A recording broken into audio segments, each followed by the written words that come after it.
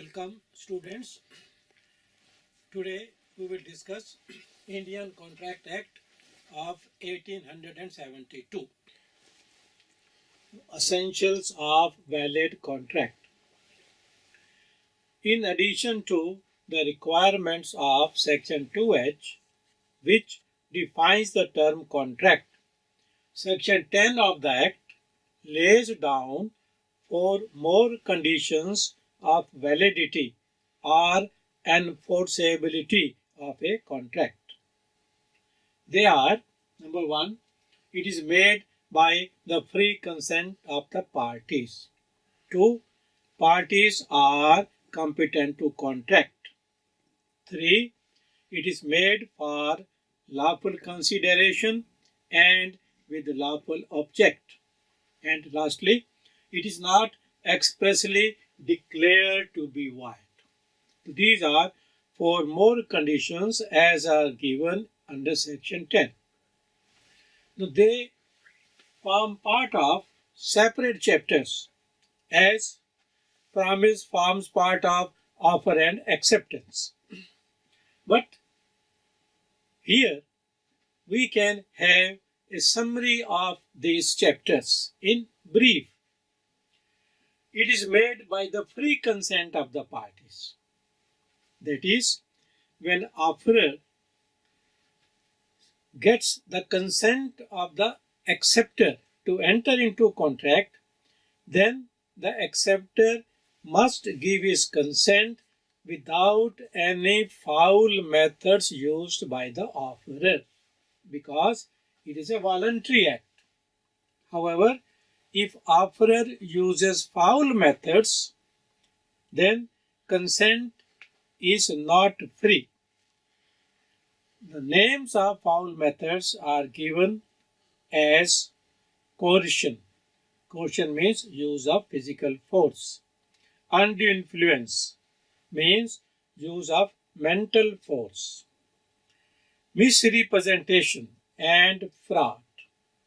Now, these 2 concepts are used when offerer makes statements to the acceptor relating to quality, quantity, price, age, color, mode of packing, period of warranty, and so on in relation to a subject matter, so as to attract the acceptor to give his consent or enter into contract.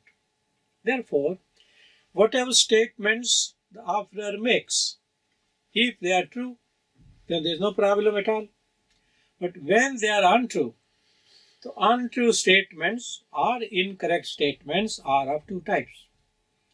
If the offerer makes those statements unintentionally, believing it to be true, without any intent of deceiving, then that is known as misrepresentation. Suppose he says, in my factory 100 bikes are made every day, and he believes it to be true. His intention is not to deceive. Later on it transpires that only certain less quantity was made, then it is known as misrepresentation. However, when he knew that in factory 1000 bikes are made, and he says in my factory 1200 bikes are made, that is known as fraud, incorrect statement intentionally made with the intention to deceive. So it will form part of free consent chapter. The next element is capacity to contract. Parties are competent to enter into contract. It means what? It means that law has not allowed every person to enter into contract. For that purpose, law has laid down certain conditions or qualifications. They are 3 in number.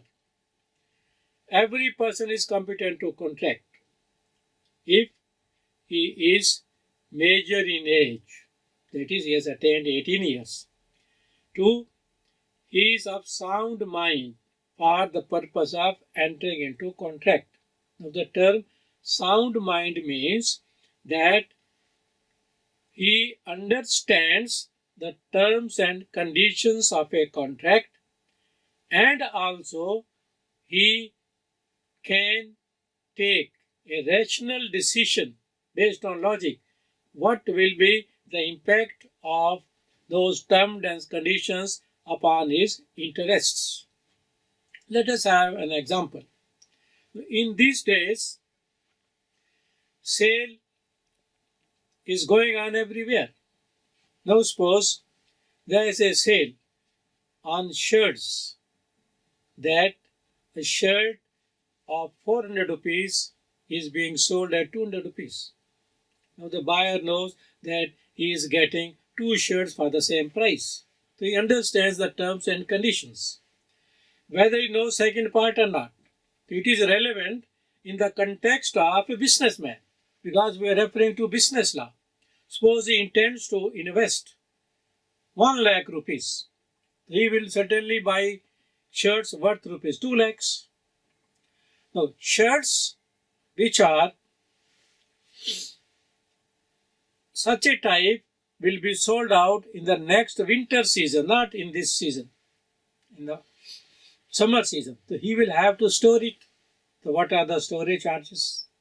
Then during the course of storage, there may be chances of spoilage due to climatical conditions. So what are the chances of spoilage? Now, when in the next season he intends to sell, maybe fashion technology may change and his shirts will not be sold out. So he must understand the chances of change in fashion technology next winter. If he understands these things, then he is termed as of sound mind for the purpose of entering into contract. The third one is, it is made for lawful consideration and with lawful object. Now the term object has not been defined. Object means object, as we understand by the word. Consideration, we have earlier said briefly, means something in return. These two things must be lawful. Now the term lawful has been explained in an indirect manner. That is, under section 23, object or consideration of an agreement is lawful unless it is forbidden by law. It is of such a nature that if permitted, it will defeat the provisions of any other law. It is fraudulent. It involves or implies injury to a person or to the property of another. And lastly, if it is immoral or opposed to public policy. Under these 5 categories, the consideration of object is not law. Now suppose A makes a promise to B that he will get employment for him, but he will get 5 lakh rupees from him. So object is not lawful. And lastly, as per section 10, the requirement is that it is not expressly declared to be void. Void means which is not enforceable, opposite to violate. Violate means which is enforceable. Void means which is not enforceable. It is void ab initio, right from the very beginning. It means what? It means our law has given us a list of certain agreements which have already been declared as void, expressly void. For instance, wagering agreements. Wagering means a game of chance, betting. They have already been declared as void. Now, what we gather from it and the section 2H, we find that our law has given us 2 lists. Those agreements which have been declared void, and those persons who are qualified to enter into contract. One may be disqualified even. Say for instance, a person who is going imprisonment he is not competent to enter into contract. Therefore, 2 lists law has given us because it was possible to give. 1 list of enforceable agreements has not been provided because it is not possible.